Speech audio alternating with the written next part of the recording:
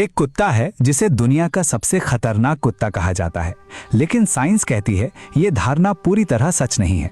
रुको बताता हूँ। ये है अमेरिकन पिटबुल टेरियर, जिसे लोग देखते ही डर जाते हैं, पर इसका असली सच सुनोगे तो हैरान रह जाओगे। सबसे पहले एक बड़ा मिथ। लोग कहते हैं कि पिटबुल को जॉ लॉक हो जाता है, एक बार काटे तो छोड़ता ही नहीं। लेकिन कॉर्नेल यूनिवर्सिटी के प्रोफेसर डॉक्टर हावर्ड ई एवंस, जिन्होंने केनाइन एनाटॉमी पर सबसे प्रतिष्ठित किताबों में से एक लिखी है, उनके अनुसार किसी भी कुत्ते में जॉ लॉकिंग का कोई एनाटॉमिकल मैकेनिज्म नहीं होता। यानी पिटबुल का जबड़ा भी दूसरे कुत्तों की तरह ही काम करता है। लोग जिस चीज को जॉ लॉक समझते हैं, वो असल में इसकी गेमनेस यानी किसी काम को पूरा करने की जिद और पकड़ बनाए रखने की प्रवृत्ति हो सकती है, ना कि जबड़े का लॉक हो जाना। अब एक और चौंकाने वाला फैक्ट सुनो।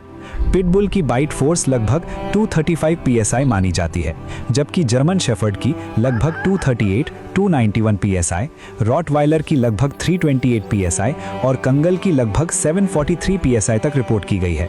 यानी पिटबुल सबसे ताकतवर बाइट फोर्स वाले कुत्तों में शामिल नहीं है।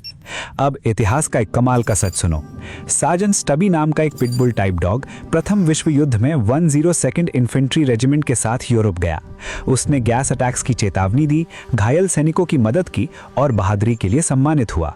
उसे अमेरिका के सबसे प्रसिद्ध वॉर डॉग्स में गिना जाता है। और आज भी pitbull type dogs search and rescue, bomb detection और सर्विस वर्क जैसे कई महत्वपूर्ण कामों में इस्तेमाल किए जाते हैं।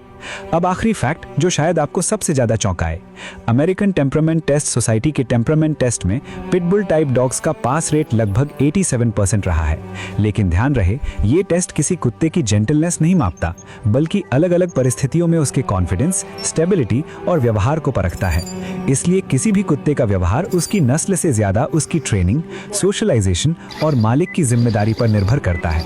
खतरनाक कुत्ता नहीं होता, गैर जिम्मेदार मालिक और गलत परवरिश खतरनाक होती है।